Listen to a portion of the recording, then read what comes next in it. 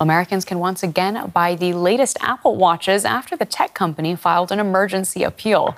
Sales of the Series 9 and Ultra 2 smartwatches were halted in the U.S. over a patent row. Medical devices firm Masimo accused Apple of poaching its staff in technology.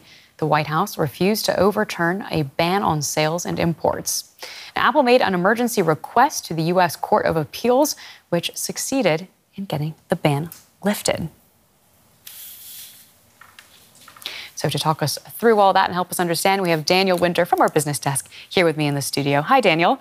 Tell us more. What does this successful emergency appeal mean for Apple? Well, of course, it's good news for Apple, isn't it? It can now import watches into the US. It's Apple Watch, which, of course, is made abroad, and it can sell them now again, too. Now, it had preemptively taken them off the shelves and stopped selling it in its own online store a few days ago. So there was a period where it absolutely was not selling watches in the US.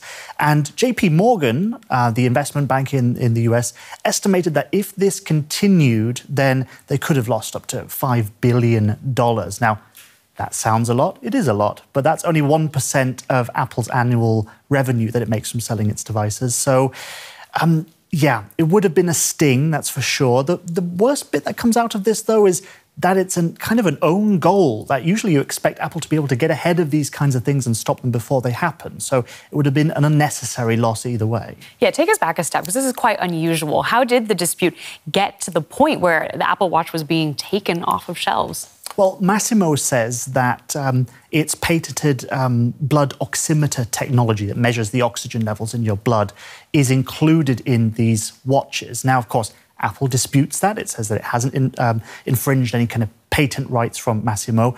But the US ITC, which is the International Trade Commission, disagreed. It says, OK, they imposed this ban, essentially.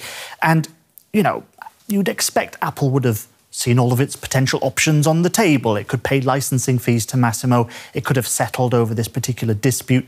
It could even just buy Masimo entirely. It has enough money. It has well over $160 billion in cash just lying around behind the sofa. So there's plenty of options on the table, but it didn't do any of those, and that led to this import stop. So why it couldn't come to any of those particular conclusions, we're not so sure. Now, I understand this isn't perhaps the last we've heard of this. There's a big test still ahead. What can you tell us?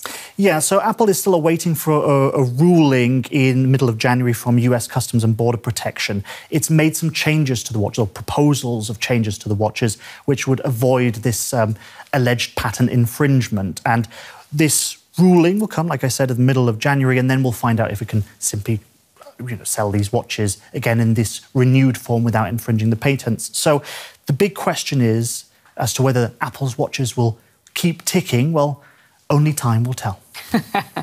Daniel from DW Business, thank you so much for that.